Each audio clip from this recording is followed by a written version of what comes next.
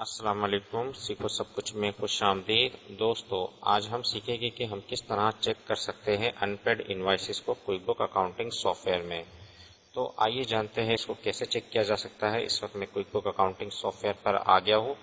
دوستو، جب آپ کسٹمر کو کوئی پروڈکٹ سیل کرتے ہیں تو آپ کے انوائس کریٹ کرتے ہیں، تو اب آپ نے یہ جاننا ہے کہ کن کن انوائسز کی پیمنٹ ابھی تک نہیں ہوئی۔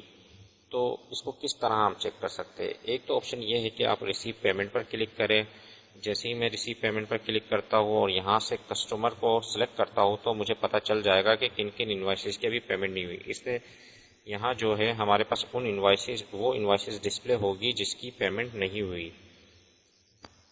تو اس طرح مجھے ایک ایک کسٹمر کو چیک کرنا پڑے گا۔ تو یہ کافی ڈیفیکلٹ کام ہے۔ کیا کوئی ایسی رپورٹ ہے جس کے تھرو ہم یہ چیک کر سکے کہ ان پیڈ انوائسز کون کون سی ہے کسٹمر وائز؟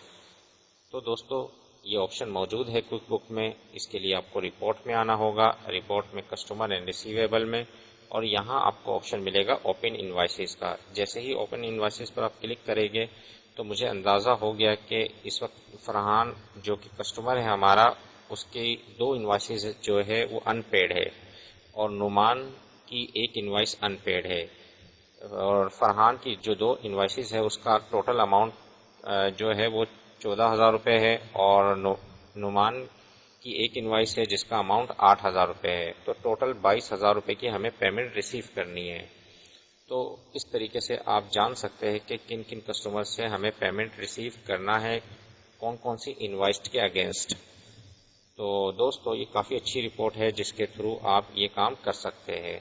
تو دوستو، امید ہے کہ یہ ویڈیو آپ کو بہت پسند آئی ہوگی۔ لائک اور سبسکرائب کرنا مت بھولیے گا۔ دوستو، آپ میرے چینل کو سبسکرائب ضرور کیجئے تاکہ کوئی بھی نئی ویڈیو آئے تو اس کا نوٹیفیکیشن آپ کو مل جائے۔ Thanks for watching. اللہ حافظ۔